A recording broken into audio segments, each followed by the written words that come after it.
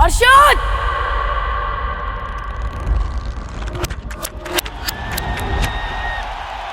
अरशद! ओ नई ख्वाहिश जब पर खोलेगी दुनिया कुछ तो बोलेगी। क्रिकेट मैच ला यार। माँ, एक दिन मैं बड़ा आदमी बनूंगा। क्यों नहीं मेरा पुत्र, इंशाल्लाह।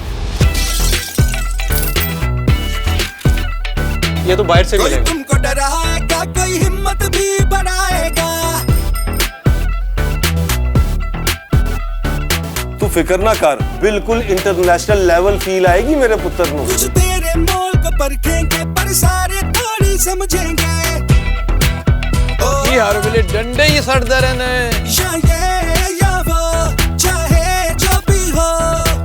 और मियां चन्नू का अरशद नतीज। कर खुद पे यकीन, बस दिल की सुन, अपनी मंजिल को खुद ही चुन।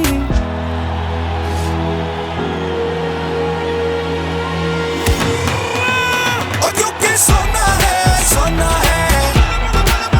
अभी तो सोना है, सोना है। कामयाब वही है जो अपनी सलाहियतों पर रखे यकीन। इसीलिए अब सोना यूरिया जिंक कोटेड होगा हर काश्तकार का यकीन, जिसमें नाइट्रोजन के साथ साथ जिंक की यकसा तकसीम और इजाफी ताकत की बेमिसाल कारकर्दगी से मिले भरपूर झाड़ और बेहतरीन पैदावार। सोना यूरिया जिंक कोटेड, यकीन से है कामयाबी।